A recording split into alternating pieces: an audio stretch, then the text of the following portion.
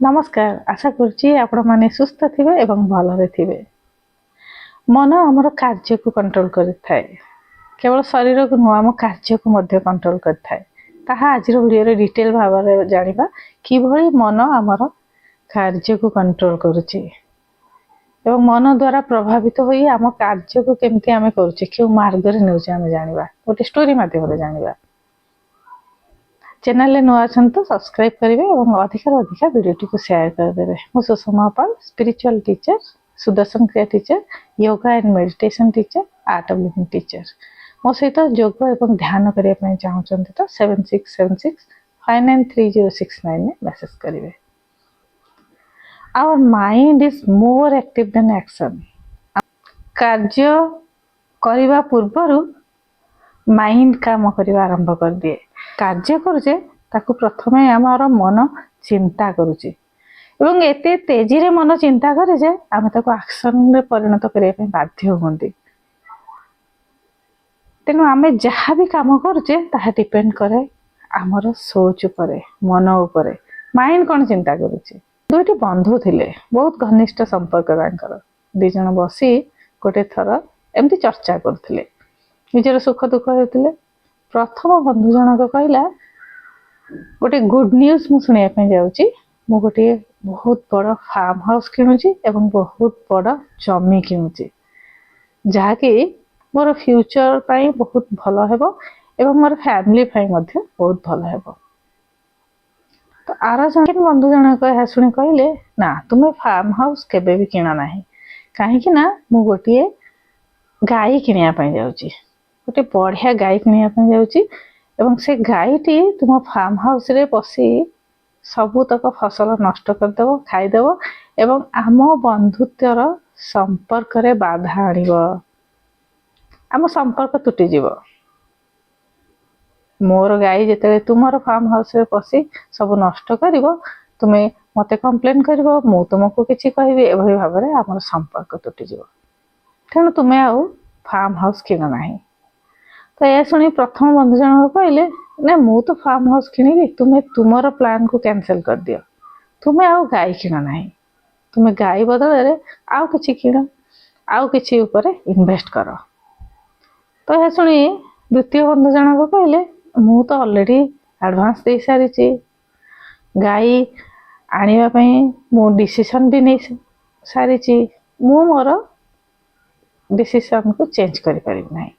तो प्रथम बंधु जन कहले मु मध्य मोर डिसीजन को चेंज करि परिबि नाही, मु मध्य फार्म हाउस किनिबी एवं ता चारिपटे मु एभली पाचेरी दे देबी गाईटी कोनोसी प्रकार पसी परिबो नाही।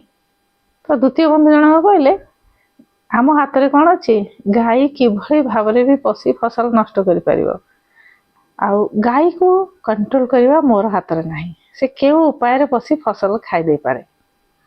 जणे आउ जनकर कथा काटी डिस्कशन करी जुक्ति तर्क लगी से सेठारे मारपीट लगी गले, एक दूसरे को आघात मध्य कले, कार हाथ भांगी गला, कार गोड़ भांगी गला, एभली परिस्थिति रे से माने पहुंची गले।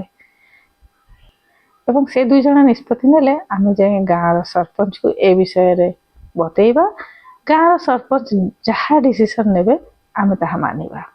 जेतोले से सरपंच पाखे पहुंचले, सरपंच सुनिले एवं कहिले तो तुमे तो ए पर्यंत कौन सी कार्य आरंभ ही करना, ना से फार्म हाउस किनिची ना से गाई किनिची, ता पूर्वर तुमे दुई जण एक दूसरे को आघात पहुंचे सारलाणी, बंधुत्व तुटे सारलाणी, जहा कि एपर्यंत कार्य रे परिणत होई नाही ताहा तुमे ता आगुरु तुम मन माध्यम रे करि सारलाणी।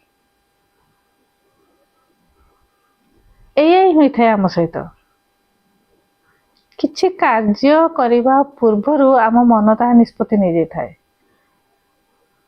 भविष्यत रे मोर कोन हबो ता चिंता रे आम एंजाइटी स्ट्रेस भाबरे जीवन यापन करंते। भविष्यत मोर कोन, तो ए भितर मनटी घांटी होई अतीत एवं भविष्यत भितर मनटी घांटी होई वर्तमान रे कोन करिवो से बुझी पारे नाही, मेस हो जाए मनटी, से आउ डिसीजन नै पारे नाही वर्तमान समय मु केमती बितेबी, कहीं ना से भविष्यतर डर ଦ୍ୱାରା ଏଂଜାଇଟି ଏବଂ ଷ୍ଟ୍ରେସ୍ ଉତ୍ପନ୍ନ କରେ।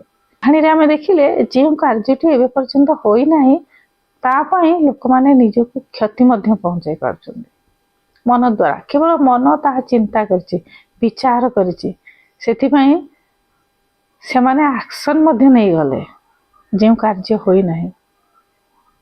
ତେଣୁ କିଭଳି ଭାବରେ ମନ ଆମର କାର୍ଯ୍ୟକୁ କଣ୍ଟ୍ରୋଲ କରେ ବୁଝିପାରୁଥିବେ। ଆମେ ଯାହା ଆକ୍ସନ୍ କରୁଛେ ତାହା କେବଳ 50%, ମନ ତେଜିରେ ଭାଗୁଛି 100%। ମନ ଆମର କାର୍ଯ୍ୟକୁ ନିରୂପଣ କରେ। ମନଟି ଯଦି ପଜିଟିଭ ରହିବ, ସକାରାତ୍ମକ ରହିବ, ଡର ହେବ ନାହିଁ, ଷ୍ଟ୍ରେସ୍ ଆଉଟ୍ ରହିବ, ଆଂଜାଇଟି ଫ୍ରି ରହିବ, ତେବେ ଆମେ କାର୍ଯ୍ୟକୁ ସୁଚାରୁ ରୂପରେ କରିପାରିବା। କିନ୍ତୁ ଯେଉଁ କାମ ହାତକୁ ବି ନେଇନାହାନ୍ତି ତାହା ସୋଚ୍ ମାଧ୍ୟମରେ ଆମେ ଆଗରୁ ବିଗାଡ଼ି ବସନ୍ତି। ଆଉ ସେ ଫିୟର, ଆଂଜାଇଟି, ଷ୍ଟ୍ରେସ୍, ତନାବପୂର୍ଣ୍ଣ, ନକାରାତ୍ମକ ଭାବରେ ଆମେ ଜୀବନ ବିତାନ୍ତି ସେଇ ସୋଚ୍ ଭିତରେ। ଏଭଳି ଭାବରେ କଣ୍ଟ୍ରୋଲ କରୁଛି ମନ ଆମକୁ, ଆମର କାର୍ଯ୍ୟକୁ ମଧ୍ୟ, ଆମର ଶରୀରକୁ ମଧ୍ୟ କଣ୍ଟ୍ରୋଲ କରୁଛି। ଶରୀର କେମିତି କଣ୍ଟ୍ରୋଲ ହେଉଛି ନା, ଯେମିତି ମନ ନକାରାତ୍ମକ ହେଲା ନା, ଯେମିତି ମନ ଫିୟର ଦ୍ୱାରା ଆକ୍ରାନ୍ତ ହେଲା, ଆଂଜାଇଟି ଦ୍ୱାରା ଆକ୍ରାନ୍ତ ହେଲା, ତନାବ ଦ୍ୱାରା ଆକ୍ରାନ୍ତ ହେଲା, ସେମିତି ଆମେ ଅସୁସ୍ଥ ରହିବା ଆରମ୍ଭ କରିଦିଅନ୍ତି। ପ୍ରୋକାଷ୍ଟିନେସନ୍, ଅଳସୁଆପଣ, ଯାହାକୁ କାମକୁ ଟାଳିବାର ଆଦତ ଆମ ଭିତରେ ଆସିଯାଏ। ଡିସିସନ୍ ନେଇପାରନ୍ତି ନାହିଁ ଏବଂ ବର୍ତ୍ତମାନ ସମୟରେ ମୁଁ କ'ଣ କଲେ ମୋର ଭଲ ହେବ ତାହା ଆମେ ଜାଣିପାରନ୍ତି ନାହିଁ। ହଠାତ୍ ରାଗି ଯାଆନ୍ତି, ଆଙ୍ଗର ଉତ୍ପନ୍ନ ହୁଏ, ହଠାତ୍ ଚିଡ଼ଚିଡ଼ା ହେଇଯାଏ, ମାଇଣ୍ଡ ଠିକ୍ ହୁଏନି, ହଠାତ୍ ଦୁର୍ବଳ ଲାଗିବ, ଦୁର୍ବଳ ମନ ଅନୁଭବ କରିବେ, ମୋ ଦ୍ୱାରା କିଛି ହେଉନି, ଫ୍ରଷ୍ଟ୍ରେସନ୍ ଆସିଯିବ, କାହିଁକି ନା ସେ ମନ ଦ୍ୱାରା। ଆଉ ଯେମିତି ଆମେ ମନକୁ ପଜିଟିଭ୍ କରିବା, ଏସବୁ ଜିନିଷ ବୁଝିବା, ତୁରନ୍ତ ଆମର ବିଚାର ସବୁ ଚେଞ୍ଜ ହେବ। ସେହି ବିଚାର ଗୁଡ଼ିକ ଶୁଦ୍ଧ ହେବାରେ ଲାଗିବ, ଭଲ ହେବାରେ ଲାଗିବ ଏବଂ ସେ ଭଲ ବିଚାର ଦ୍ୱାରା ଆମେ କାର୍ଯ୍ୟକୁ ଠିକ୍ ଭାବରେ କରିବା, ଠିକ୍ ନିର୍ଣ୍ଣୟ ନେଇପାରିବା। ବର୍ତ୍ତମାନ କରୁଥିବା କାର୍ଯ୍ୟ ଆମର ଭବିଷ୍ୟତକୁ ସବୁବେଳେ ନିରୂପଣ କରିଥାଏ। ତେଣୁ ବର୍ତ୍ତମାନ କରୁଥିବା କାର୍ଯ୍ୟକୁ ଆମେ ଠିକ୍ରେ ନିର୍ଣ୍ଣୟ ନେଲେ ଆମେ ସଠିକ୍ ଭାବରେ କାର୍ଯ୍ୟ କରି ଭଲ ରେଜଲ୍ଟ ମଧ୍ୟ ପାଇବା। ତ ଦେଖିଲେ ତ କିଭଳି ଭାବରେ ମନ କଣ୍ଟ୍ରୋଲ କରୁଛି ଆମର କାର୍ଯ୍ୟକୁ। ବେଳେ ପଜିଟିଭ୍ ରୁହନ୍ତୁ। ପଜିଟିଭ୍ ରହିବା ପାଇଁ ସକାଳେ ଉଠି ଧ୍ୟାନ କରନ୍ତୁ, ଯୋଗ କରନ୍ତୁ, ଯୋଗ ଅଭ୍ୟାସ, ୱାକିଂ କରିବେ, ନେଚର ସହିତ କିଛି ସମୟ ବିତେଇବେ ଏବଂ ଭଲ ବହି ପଢ଼ିବେ, ନିଜର ଲିଷ୍ଟ ବନେଇବେ। ଏସବୁ ଭାବରେ ସକାଳ ସମୟଟି ମି ଟାଇମ୍ ବାହାର କରି ନିଜ ପାଇଁ 1 ଘଣ୍ଟା ସମୟ ଦେବେ, ତ ପୁରା ଦିନ ମନ ପଜିଟିଭ୍ ରହିବ। ପଜିଟିଭ୍ ମନରେ କାର୍ଯ୍ୟ ମଧ୍ୟ ସୁଚାରୁ ରୂପରେ କରିପାରିବେ। ମନ ତ ସବୁବେଳେ ଆମକୁ କଣ୍ଟ୍ରୋଲ କରିବ, କାର୍ଯ୍ୟକୁ କଣ୍ଟ୍ରୋଲ କରିପାରିବ, କିନ୍ତୁ ମନ ଉପରେ ଲଗାମ ଦେବାର ଦାୟିତ୍ୱ ହେଉଛି ଆମ ନିଜର। ଏହିସବୁ କାର୍ଯ୍ୟକୁ କରି ଆମେ ମନକୁ ଲଗାମ ଦେଇ ସକାରାତ୍ମକ ଭାବରେ ରହି ଆମେ ନିଜ କାର୍ଯ୍ୟକୁ ସୁଚାରୁ ରୂପରେ କରିପାରିବା। Mind is more active than action. ଆମର ମନଟା ଅଧିକ ଆକ୍ଟିଭ୍ ରୁହେ ଯାହା ଆମେ କାର୍ଯ୍ୟ କରନ୍ତି ତା ତୁଳନାରେ। ତେଣୁ ମନକୁ କିଭଳି ଲଗାମ ଦେବା ସେଟା ଆମେ ଜାଣିବା ଉଚିତ। ଯେତେବେଳେ ମନକୁ ଲଗାମ ଦେଇ ପଜିଟିଭ୍ ରହି ଆମେ କାର୍ଯ୍ୟ କରିବା, ସେ କାର୍ଯ୍ୟଟି ଭଲ ଭାବରେ ଆମେ କରିପାରିବା, 100% କରିପାରିବା ଏବଂ ଜୀବନରେ ସଫଳ ହେବା, ଖୁସିରେ ଜୀବନଯାପନ କରିପାରିବା। ଆମେ ଫ୍ୟୁଚର ପାଇଁ ବହୁତ ଏଂଜାଇଟି ନେଇଯାଆନ୍ତି ନା, ଆମର ମନଟି ମେସ୍ ହେଇଯାଏ। ଫ୍ୟୁଚରର ଡରରେ, ଏଂଜାଇଟିରେ, ତନାବ ଦ୍ୱାରା ମନଟି ନିର୍ଣ୍ଣୟ ନେଇପାରେ ନାହିଁ ଆମେ କ'ଣ କରିବା।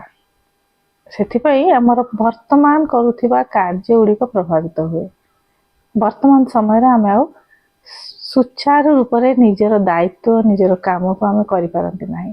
ଆଂଜାଇଟି ହୁଏ, ଷ୍ଟ୍ରେସ୍ ହୁଏ, ମନ ନେଗେଟିଭ୍ ହୋଇଯାଏ, ଶରୀର ଅସୁସ୍ଥ ହୋଇଯାଏ। ଆଜିର ଭିଡ଼ିଓକୁ ମୁଁ ଏଠି ଏଣ୍ଡ କରୁଛି। ପୁଣି ଗୋଟିଏ ନୂତନ ଭିଡ଼ିଓ ନେଇ ଆସିବି। Stay healthy and stay happy.